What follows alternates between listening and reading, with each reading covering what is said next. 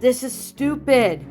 Connor swore to himself as he stood timidly against the lockers that morning. He tapped his foot in effort to keep his ever-increasing anxiety at bay, but this did little to steel his nerves. His arms were folded behind his back, holding a bouquet of yellow flowers, a box filled with chocolates. It was assumed that most girls liked flowers. The Pringy boys figured it'd be the best way to apologize to Christina. The color of Carol's suggestion would imply Connor wanted to start over and hopefully rebuild their friendship. Connor would have already picked red, but Carol's teasing made him reconsider. He really wanted to her just to get her mouth shut about it. Unfortunately, the teen also did suggest that he grab some chocolates as a fail-safe. And being that she dutiful, meddling sister she was, Carol combed his hair just before he left for school. The 11-year-old redid his dues as soon as they got on the bus, and Carol's hawk-like sight. All he was doing was apologizing, not dressing to impress. Although Connor did look up a bit at the mirror of the ceiling corner, he did look a bit handsome with the getup that his sister picked out.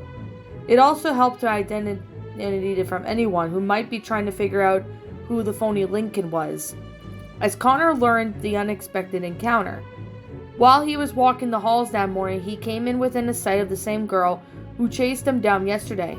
The boy grew immediately unnerved and tried to turn around, but that was next to impossible, several students blocking the way behind him. Lynn just gave him a passing glance before going on her way. The chance of meeting only lasted for a few seconds, but Connor was certain that he'd meet his end right then and there. A group of students walked past the Pringy child from his left, and then it turned and he finally saw the girl he was looking for. His heart started to race as she approached him, his palms becoming a little bit sweaty. This was it. No turning back now. Either Connor was about to make peace with Christina or cause even more public embarrassment for the both of them. Christina grumbled to herself as she shuffled her way to her locker.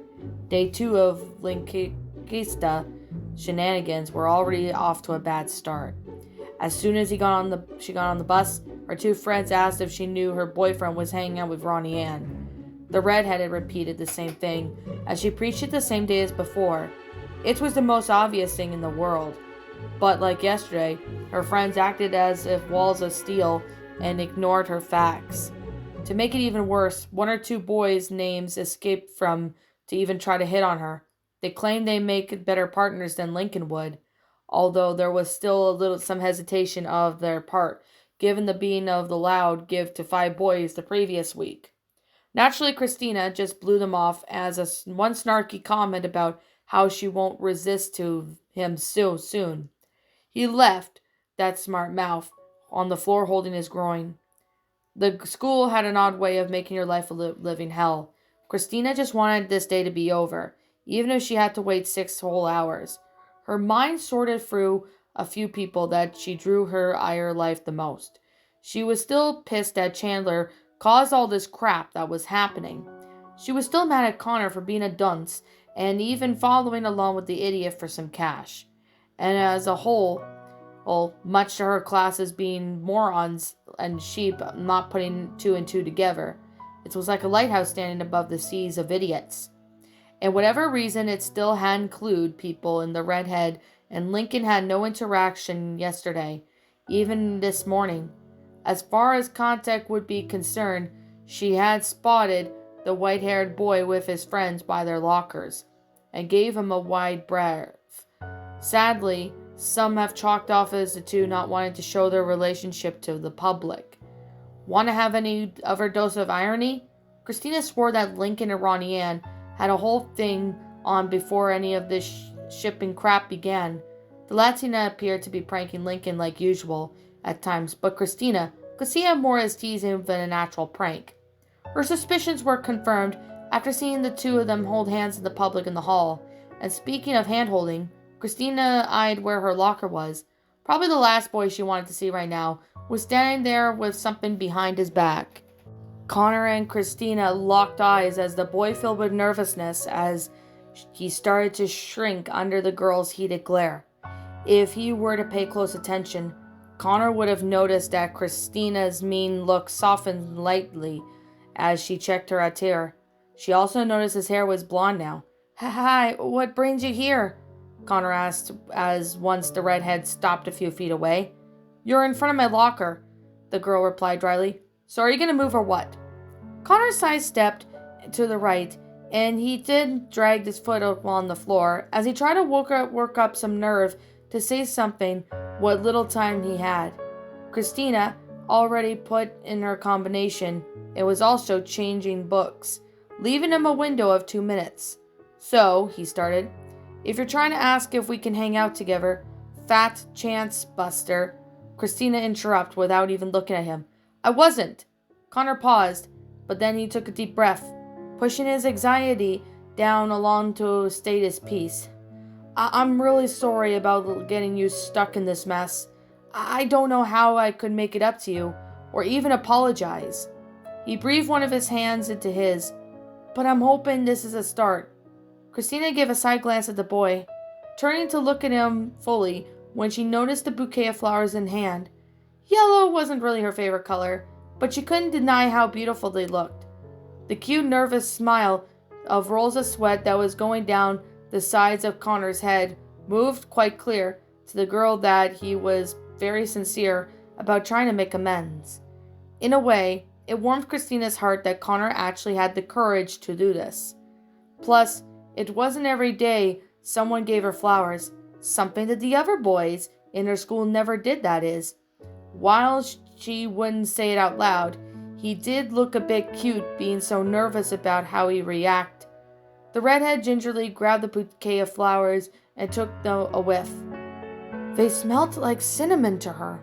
Well, it is a start, Christina smiled at him, making Connor give a faint blush.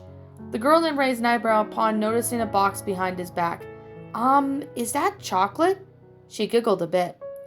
Connor sighed, producing gold laminated box. It was my sister's idea, not mine. Christina moved up to the top just to peek inside, her eyes widening in surprise. There was a wide assortment of chocolates in separate rolls, from popular chocolates such as Hershey's and Reese's to more expensive treats like milk and white chocolate. How much was all this? The redhead asked, closing the box. Connor shrugged. About $100. Used some of the money from the certain jerk gave me. Well, Christina gave a low chuckle, I was never the one to turn down for free chocolate. If you wanted, you could take it, Connor shrugged, holding the box out. I wasn't really planning on eating it anyway. The redhead calmly pushed it back to the Pringy boy. I wasn't really planning on eating them by myself then. She smiled at him. Connor gave a flustered look of his own, even though he found it really hard to look directly at Christina. Quite a few students took notice of their interaction, sneaking in a few pictures to post online for later. Lincoln tapped his pen on the notebook Miss Johnson carried with her for her lecture for English. He started there the note-filled pages without focus. Only reason he had it open was to make it seem like he was paying attention. English wasn't a hard subject for the loud, but it was hard for him to focus, even due to what plagued him in the mind since the night before, glossing over everything related to his family. His thoughts always kept running forward with his sports-obsessed sister, in which turn looped back towards how he had grown to love and most of his family again.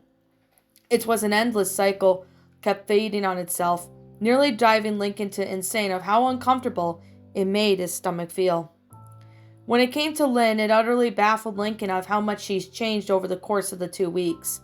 Before any of this had started, his sister was just a promptness, big-toed as ever. She became even more aggressive and hard to deal with during the whole luck fad that had been taking the family by storm. Then after, he finally had enough being treated like an object and stood up for himself. Lincoln then believed Lynn didn't care about him at all, especially how she wished he wasn't her brother. Then that chance came last Monday when it all started shifting in opinion towards Jacques. Lynn was never the one to show fear to anything, even if it was clear something unnerved her to see his sister looking so scared and defenseless. It made Lincoln to feel as if to be straight up a bully if he carried out the promise like he made to himself if they ever did meet again. The boy felt his stomach drop as he imagined himself beating the tar out of his sister while he was in his injured state. With Lynn screaming for mercy as Lincoln ignored her cries, continued to releasing his anger onto her. Strays of tears pooled down in the corners of Lincoln's eyes before wiping them away, trying to shake off those heartless images. Lincoln Loud was not a bully, and he never would be. He may go berserk when you try to push him hard enough, and some of the schools still feared him because of this, yet he never took advantage of it despite having plenty of chances to do so. Focusing back on Lynn, Lincoln recalled her speech yesterday.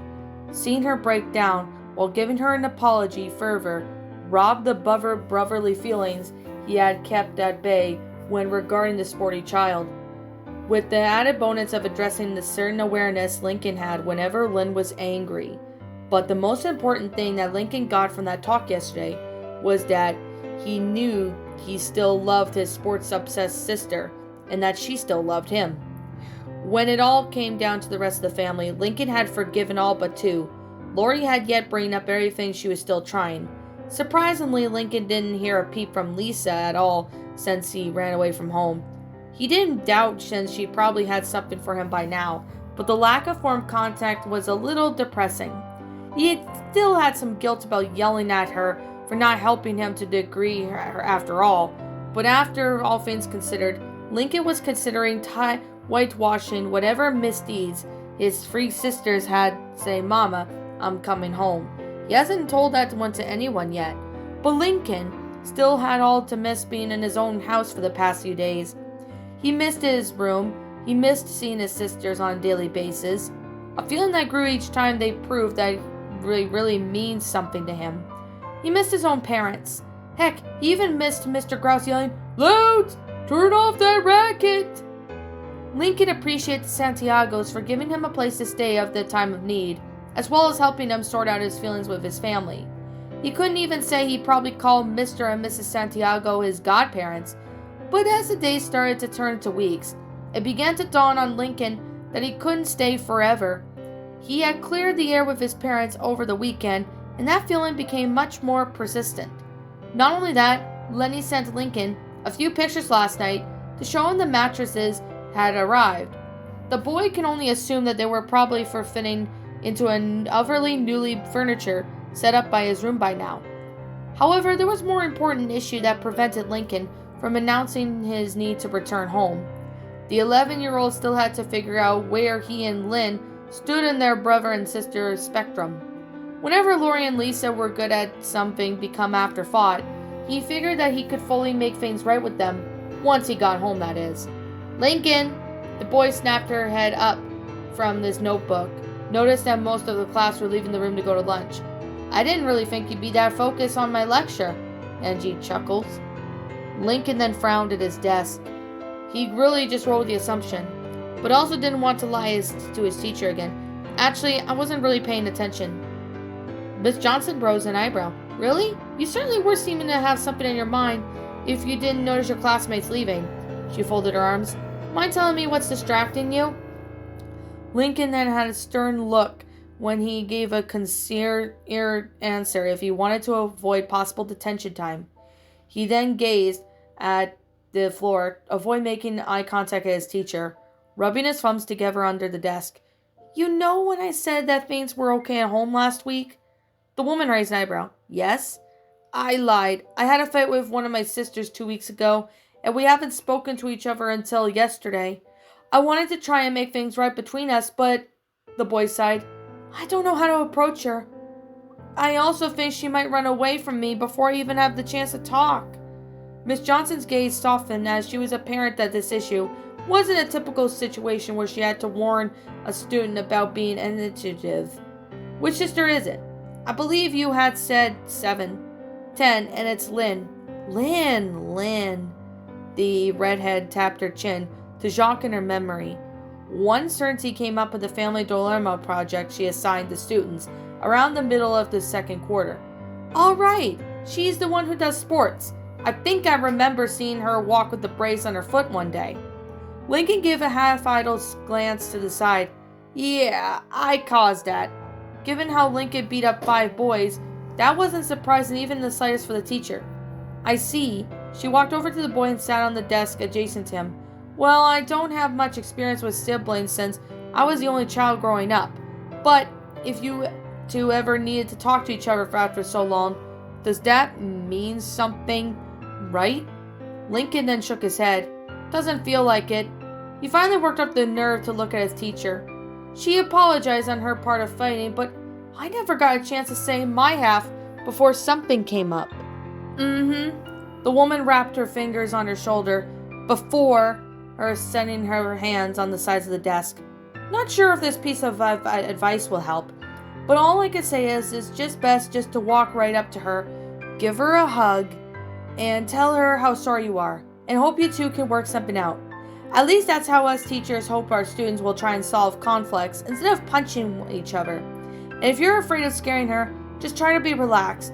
Don't look intimidating like some of these brutes that roam around the halls. Angie snorted a little.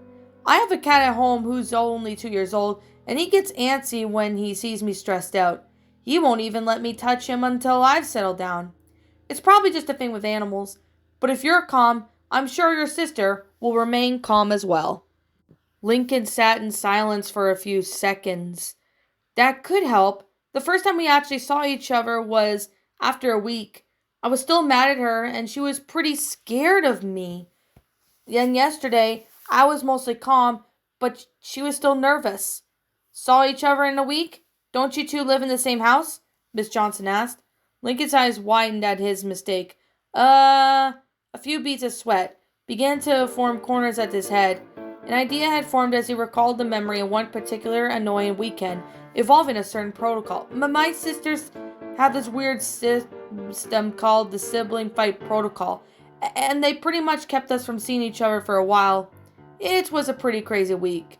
The loud gave a serious tooth-filled smile to Miss Johnson.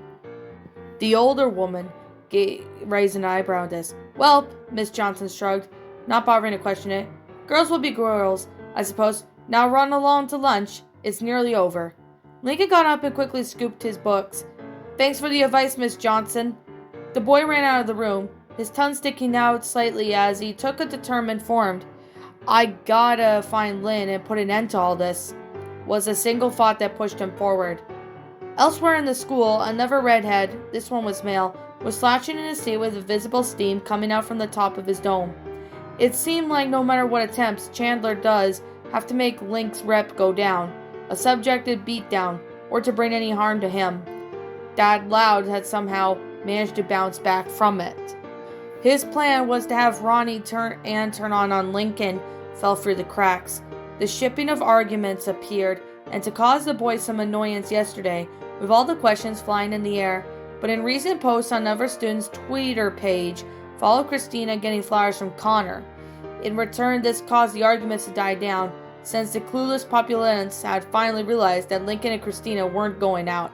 In fact, Ronnie, Ann, and Larry just looked calm and collected, as any other day before those pictures even surfaced. And where did this leave Chandler? Burning up in his seat while trying to figure out what to do. Great, now I have 4 people to avoid since that idiot blonde nope-dabbed blabbled to Christina just to save his skin. Probably should have framed him up anyways, just to make sure he couldn't trace it all but me. Chandler rolled his shoulders as he continued thinking to himself. And not like they would figure out it was me anyway. Those photos were way too convincing. A buzz from his phone distracted him once more, forcing Chandler to secretly take it out of his pocket. He leaned forward a bit just to make sure he was looking at his textbook. When he was actually looking at the screen under his desk, a few things popped in head. One, Chandler really seemed need to turn off his notifications from Twitter. The only reason he was getting them was because the class president, though, would be a good way for everyone to stay connected. Sharing the same page was a double-edged sword. It worked for wonders for him, but on the other side it was practically spam. 2, he honestly wondered who was taking these photos, and for whatever reason, there was some weird stalker in school taking photos of unsuspecting students. He may have taken the photos of Lackney and Christina, but he erased those photos once he was done with them. And as for Free, he was going to do whatever it takes to wipe off that smug off of Lincoln's face. The latest picture showed the tormented Link Loud along with the brunette brute of the girlfriend, laughing at what seems to be a nearly cheap imitation of Chandler himself being put on by Rusty. The rest of the Lincoln's dorky friends were in the shot as well. The redhead furrowed his brows until they were knit into a V shape. His teeth were clenched in irritation. A couple of replacement teeth were visible, but a few holes remained. Clearly being sneaky and subtle wasn't working. Heck, humiliating him in general wasn't going to cut it. When Chandler still had his own clique, things were about to go in one or two ways, if he wanted something and you refused. Either at least he set you up for humiliation later on, he'd just give his friends a strong arm, into giving it up. As if it was Chandler who could really use his own persuasion to make things quite easy, glancing over at the rest of Lincoln's circle. As much as Chandler wished that he could target him, especially Rusty, the redhead knew he would be immediately linked to it. Tapping his finger, Chandler thought about how he managed to recruit Connor into his little scheme. He had the rest of his allowance for the month, and he could get more money for good behavior in about 2 weeks. A significant monetary loss, but rebuildable. A wide smirk grew on the boy's face as dangerous. Yet a simple plan formed in his head. Okay, Larry, since you clearly don't mind me doing whatever I want to you, you're going to eat those words, he muttered to himself. But before his plan could take off, Chandler had to figure out where he could find some hired muscle. As soon as recess started, Lincoln quickly excused himself from his friends before they could ask any questions. Watching him headed to the gymnasium, it was already clear to their minds that Lincoln was going to search for Lynn. After all, unknown to his three redhead friends, Lincoln did not try to confront one of the sisters that he had the most issues with. Walking up to the gym doors, Lincoln peeked inside the window to see the whole class in the middle running laps around the court. They were in at least 7th or 8th grade, and Lincoln couldn't tell. Scanning the bleachers, the loud hatter gave a soft, sad sigh as he didn't spot Lynn anywhere in the gym. So he figured she wouldn't risk breaking a foot shortly after it healed. Then again, Lynn wasn't exactly one to sit idly on the injury as it disappeared. Looking around the room, Lincoln then searched for any sign of his sister. Red jersey, brown ponytail, freckled face, anything. As the seconds began to turn to minutes, the boy grew steadily nervous. "Lincoln," a monotonous female voice spoke. The 11-year-old nearly jumped out of his skin, giving a small yell as he turned towards the intruder. "Oh, hey, Lucy. What are you doing out here?" "Not a lot of time before I gotta go to class.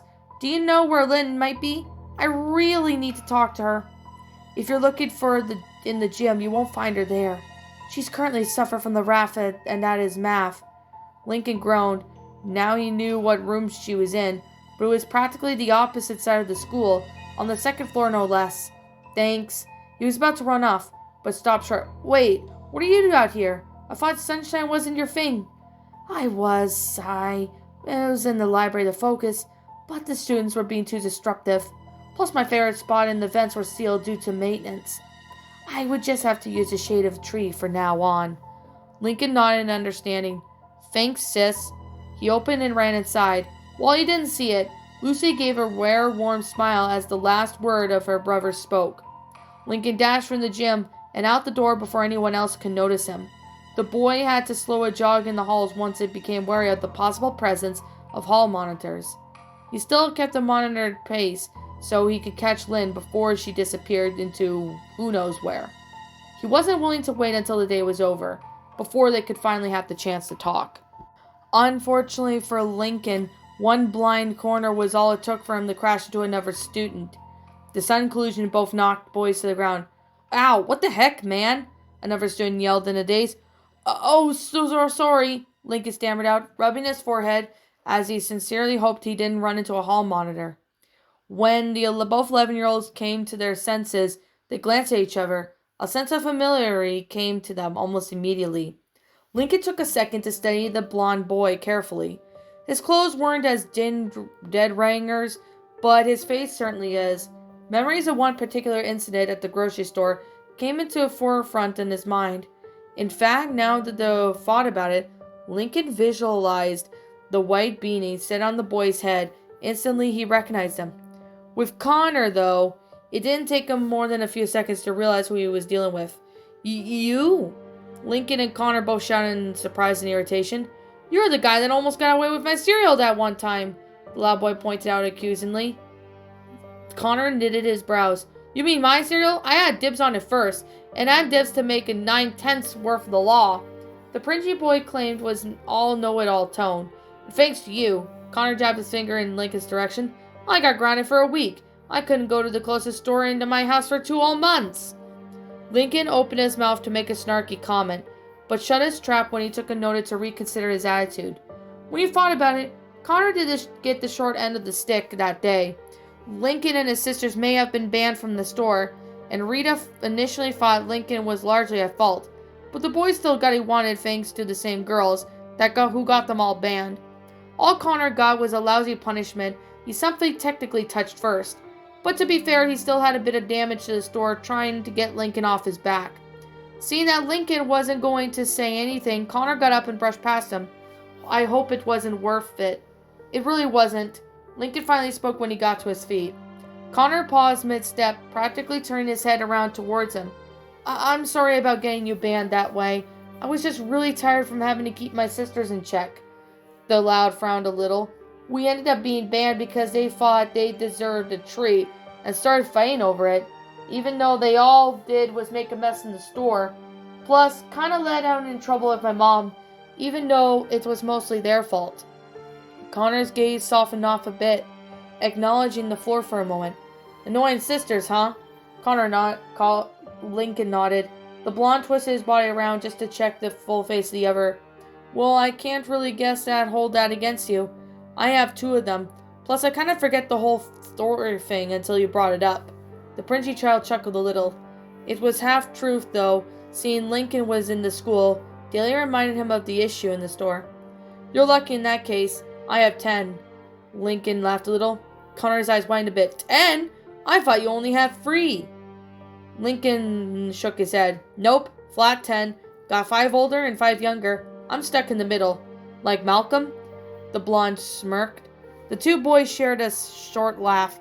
When they really thought about it, both of them realized it was still a little silly, crying over spilled milk. Outside of even that one chance meeting at the store, it wasn't like they had come to any sort of intense rivalry going on. Lincoln admitted had fault helping to break the ice immensely already.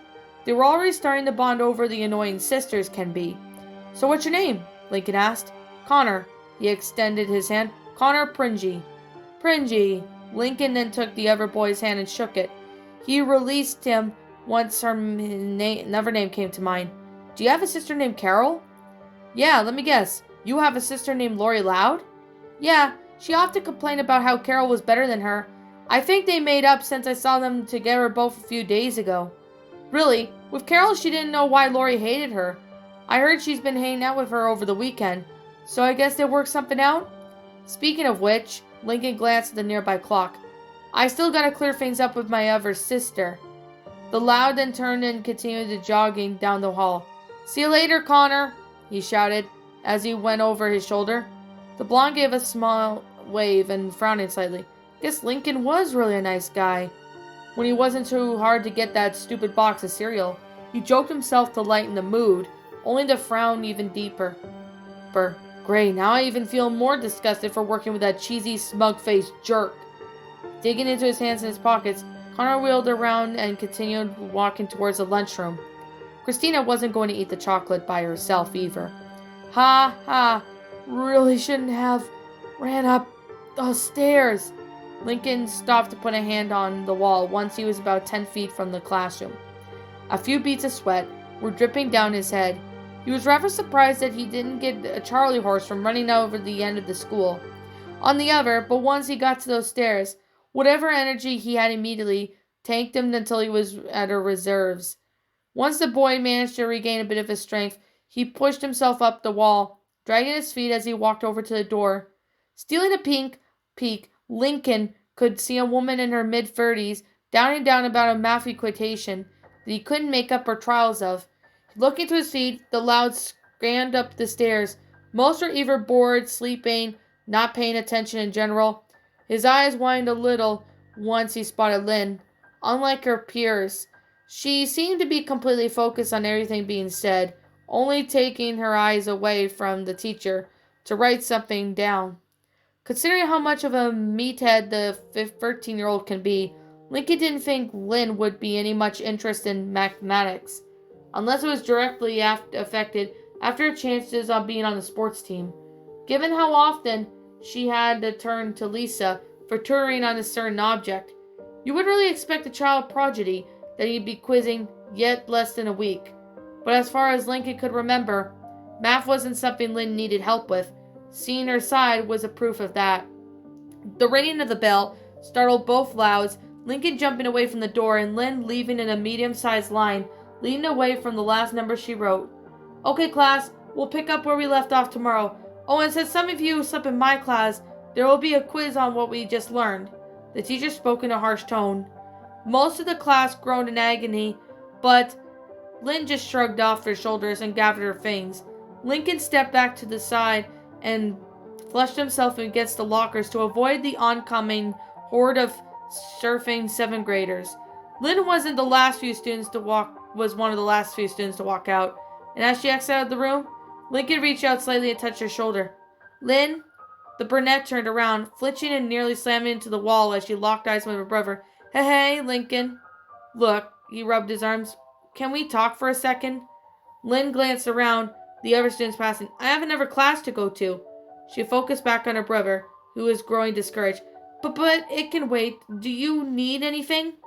Lincoln then started to speak, but the background noise of the students made itself known. Furrowing his brow slightly, he grabbed Lynn's hand. Let's go somewhere quieter. Lynn then nodded and let Lincoln drag through the crowd. The boy then took her to another stairwell, shutting the door slightly after blocking the noise. Letting go of Lynn's hand, Lincoln took a deep breath. About yesterday, I don't doubt any of the words you said, Lynn. Like I was trying to say before, I had no idea you were surfing like this, and as hard as everyone and myself and I, Lincoln then paused, biting his lower lip a little. I told myself that I'd make you pay for what you did if we ever saw each other again. But when we finally did that Monday, seeing you in crutches on a foot brace thing, the boy composed himself. I just couldn't do it. I couldn't bring myself to do it. Lynn shifted in her seat a little, lightly putting her books on the floor as it became unbearable to hold them. I really thought you hurt me on that day too, but why didn't you? Because the boy locked his gaze onto his sister. You were really scared of what I would do, like if I was a bully or something. I literally had imagined about it during class, and it wasn't pretty. A small tear formed on the corner of the Lincoln's eye. I didn't want to do that to you, and I know that I can act like a monster when I'm really mad, but I couldn't hurt you, knowing that I'd be no better than that stupid bully. The 11-year-old held his arm. Until then, I thought you still hated me when I was hurting Lynn a lot, and I didn't like having to be sparing your partners or your sports buddy all the time, but you still treated me like I was your brother. Lincoln knitted his brows a bit. Then you got way too focused on to that good luck and bad luck stuff, and like everyone else, you treated me like I was some stupid charm and not someone you lived for 11 years. The 5th grader balled his hands up a bit. It was like everyone had suddenly forgot that I was just a regular boy and not someone who could magically control what happens to someone else. Sometimes I can't still believe in our family to be so stupid. It was one thing not to take part of the events, but boarding up my room, locking me outside? Lincoln's body shook a little, making Lynn cautiously step backwards. Selling my stuff? That just prompted you to make you guys... What just prompted you to make you guys all that? Lincoln didn't like to yell. Lynn expected his voice just above a whisper. Then you apologizing, thinking I was bad luck, but I still had a notion that I was still with that stupid suit. Lincoln then sniffled a little, which cued Lynn to that the boy wasn't angry. He was just venting his frustration about the events that played out that one week. I asked myself whatever you guys actually loved me when we got home from that beach day. Still had on that notion that you still had since I got my room back. Lincoln paused for a moment. A dead of silence filled the void in the muffled footsteps just beyond the door. But I had to keep wearing that suit again and again until I just couldn't take it anymore. A few tears slid down the sides of the faces. being used like I was just an object that didn't hurt as much because I wasn't loved in the first place. All of our happy moments feel like they didn't mean anything. I was angry, Lynn. I really was. But it was just all in front to hide of how broken I really, really felt. Lynn opened her mouth as if she were to speak, but Lynn could continue. When we bumped into each other that day on Monday, you reminded me of a whole lot of how I felt that night I ran off. After that, I just didn't even know what to think. Lori told me the exact same thing about you last week, and after yesterday, I realized you still love me as a brother. Lynn came concerned when she noticed her own tears starting to leak from the boy's eyes. I want to come home, Lynn. I really do, but I'm scared. Lincoln brushed a finger under his eyes to wipe away the sadness, only for more water to replace the removed droplets. I don't know what's going to happen between us, but I know all the bad things won't go away, but I really wish they would. Unable to stand there with her brother at the edge of letting his floodgates open, Lynn then stared at those distance and wrapped her arms around his waist. Lincoln didn't even hesitate to do the same thing, letting out a sniffle before pouring his sadness into her shoulder. And as he spoke, his voice was just broken. I'm sorry, Lynn. I'm so sorry I lied to our family to took advantage of everyone being so stupid. I ruined your foot. I didn't want to fight, but I was just so mad that I just lost it. Lynn then placed a hand on his back, soothing him similar in the way he did with her. I'm sorry for letting my anger get that far. I've always had to go to everyone else's events for so long. I barely had any time for myself, and I was just so desperate. Lynn was trying to keep herself from breaking down, all those tears forming in her eyes. She knew that Lincoln wanted time to himself. Heck, everyone in the family already knew that. But the shock was still hating herself for not giving a rat's ass about his feelings. Even more so, like she told him yesterday, he wouldn't have gotten the idea if she was sore about losing a game. Lincoln, came her soft, almost motherly voice. The sporty loud had to pause as the bell rang. You need to stop blaming yourself. Yeah, I know you wanted some time, but who doesn't? The main score is here. Then I shouldn't have forced you to come to my game when you didn't want to. But you were going to hit me with the bat, Lincoln meekly replied. Lynn sighed. I wasn't, and I shouldn't have done that. I just knew that I could scare you easily. I figured it was going to be the best way for you to come.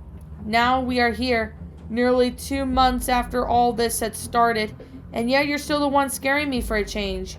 The Jacques gave a dry laugh. Karma really got me here. I just wanted to say my favorite bro to come home and support me, fully knowing that he had been helping my sisters during my other games, and what do I go and do? Lincoln didn't know whatever this were a radical question, since Lynn temporarily stopped. You were right about me being a sore loser. I took that one loss horribly and blamed my brother when he had nothing to do with it, and nearly lost what really mattered. Lynn brought her hands up to Lincoln's shoulders and pushed away so slightly to study his face. His eyes were red and puffy with a trail of snot coming out of his nostril. She used her thumbs to wipe the tears away, even using a finger to get rid of the little snot. She wiped the snot tear riddled with on his shirt. Lincoln, I don't even know how I'm going to make this up to you. I doubt I can even call myself a big sis if I can't protect you. Sure, I could scare off anyone who thinks about messing with you. Lynn glowered on the floor. But I still can't protect you from myself when I needed to. She looked at Lincoln with a determined look on her face. However, I could still do what it takes to protect you from anyone else. I'm still trying to figure out who make those dumb picks, and when I do, they're going to rue the day they missed with the Louds. The two siblings stood in silence for a moment. You know what anger used me to fight that day? Lynn asked, much to Lincoln as he nodded. You're strong enough to put me in bind, bro. So if I end up getting overboard with my ego, I want you to set me straight. The 11-year-old had an uneasy look. Lynn, I don't think I could do that. I don't want to have any more fights with you. You won't, and you won't at least I hope so. Lynn tried to reassure him. But I guess I wasn't someone you'd be able to keep me in check. You're stronger than you think, Lincoln. Heck, you beat up 5 bullies without breaking a sweat. And for what they did to Lana, if I get a cheap shot in, you probably would have won our fight too. The Jacques had an air of confidence within that remark, although this didn't improve Lincoln's overall moody by much.